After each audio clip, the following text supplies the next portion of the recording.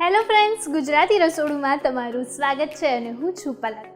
આજે આપણા રસોડે સૌરાષ્ટ્રની એક સ્પેશિયલ રેસીપી બનવાની છે, જે આપણને શીખવવાના છે કલ્પના વ્યાસ. આવો એમને બોલાવી લઈએ. કેમ છો કલ્પનાબેન? બસ મજામાં. કલ્પનાબેન આજે રાજકોટથી આપણા ગુજરાતી રસોડુંમાં આવ્યા છે, તો ગુજરાતી રસોડુંમાં તમારું ખૂબ ખૂબ સ્વાગત છે. Thank you.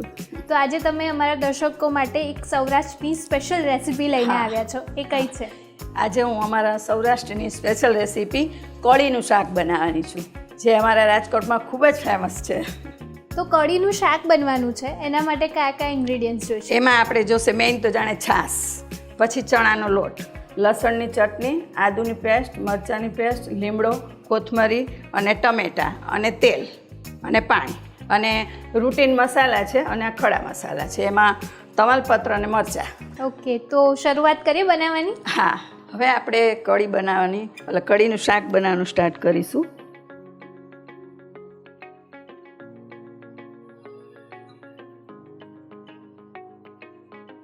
અત્યારે આપણે 3 ચમચી જેવું તેલ લેશું અને પછી થોડું ઉપર વઘાર માટે લેશું, એટલે અત્યારે માપે મૂકું છું. ઓકે. હવે આપણે આમાં અડધી ચમચી રાઈ નાખીશું. રાઈ ખીલે પછી થોડું આપણે એમાં જીરું નાખીશું.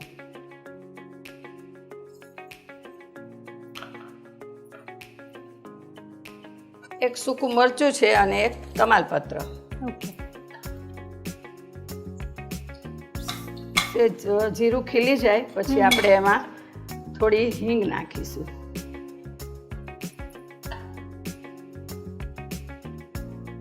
ચપટી હિંગ.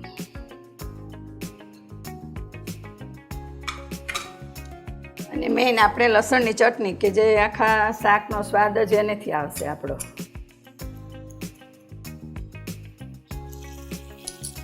એક ચમચી જેટલી લસણની ચટણી.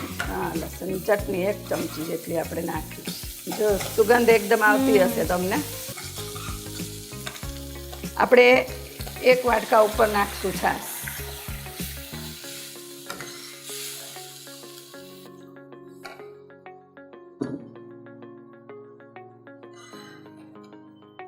બે કપ જેટલી છાશ લીધી છે. હા.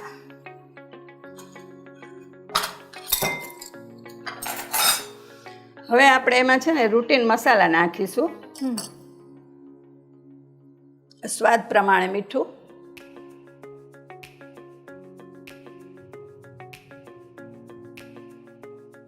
હળદર અડધી ચમચી નાખી અને લસણની ચટણી છે એટલે આપણે 1 જ ચમચી નાખશું. આ થોડું તીખું બનશે. અને ગરમ મસાલો અને ધાણા જીરું 1 ચમચી ધાણા જીરું.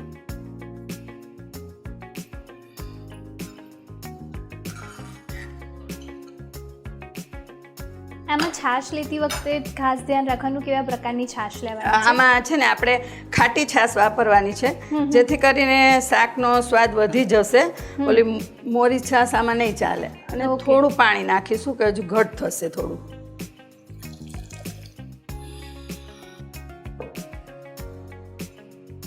ટમેટા નાખી દઉં છું જેથી કરીને ચડી જાય.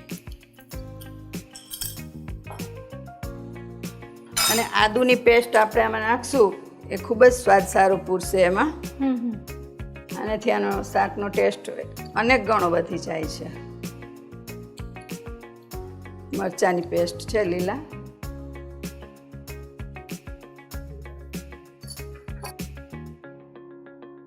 અને 8 થી 10 પત્તા આપણે લીમડો.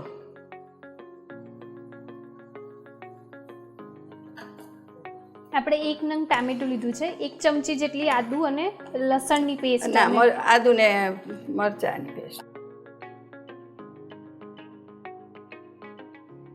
હવે આપણે આ બાઉલમાં ચણાનો લોટ લઈ લેશું. હવે એની કઢી બનાવીશું. ઓકે.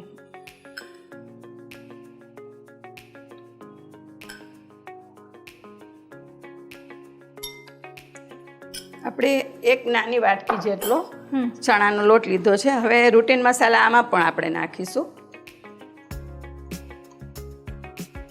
ધાણા જીરું છે અડધી ચમચી,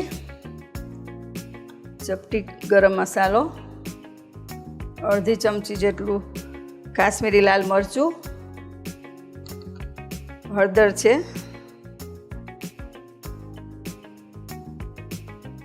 અને સ્વાદ પ્રમાણે મીઠું.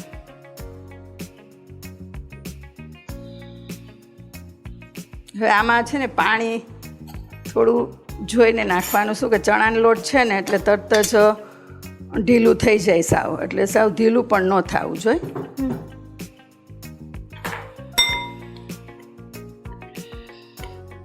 આનો આપણે લોટ જેવું બાંધવાનું છે. લોટ જે આપણે રોટલી પૂરીનો બાંધીએ એવું બહુ કઠણ નહીં અને બહુ ઢીલોય નહીં, એવો લોટ કરવાનો છે જે ઝારામાં આમ છે ને પડી શકે. એટલે આપણે ગાંઠિયામાં કરી શકીએ એવી હા રીતે. એવો. હવે આપણે કઢી માટેનો લોટ તૈયાર છે.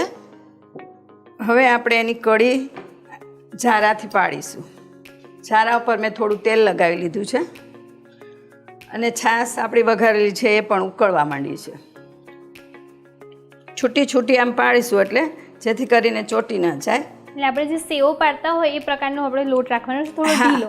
હા, ઘણા સંચામાં પણ પાડે છે. આ શાકમાં આમ તો ગોળ નખાતો નથી, પણ આપણા ટેસ્ટ માટે જો આપણે નાખવો હોય ને તો થોડો નાખી શકીએ. ઓકે. હવે આપણે આ કઢીનું શાક થઈ જવા જ આવ્યું છે. હવે આપણે ઉપરથી થોડો એમાં વઘાર કરશું.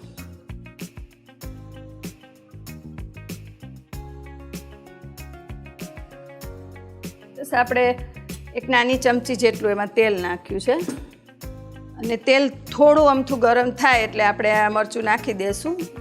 બહુ નહીં તપવા દઈ, નહીંતર પછી પાછું બળી જશે ને બ્લેક થઈ જશે. એટલે કાઠિયાવાડી શાક છે એટલે ઉપર લાલ તો દેખાવું જ જોઈએ. દેખાવું જ જોઈએ. ઉનાળામાં શાકનો બહુ પ્રોબ્લેમ થતો હોય ત્યારે કોઈ આવું શાક બનાવી દે ને તો બહુ સારું રહે. બહુ સરસ રહે. શું કે ઉનાળામાં આપણને શાક ઓછું મળે છે એટલે જો આ તમે એક ઓપ્શન છે જ તમારી પાસે, સાંજે આ તમે શાક બનાવો તો સરસ લાગે છે. તેલ ગરમ થઈ ગયું છે.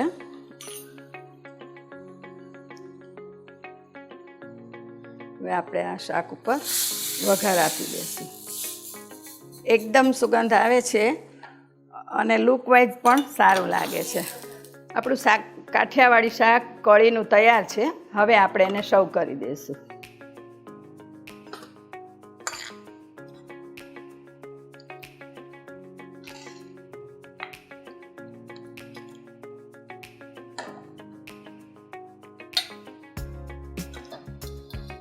હવે આપણે એમાં કોથમીરથી ગાર્નિશિંગ કરીશું.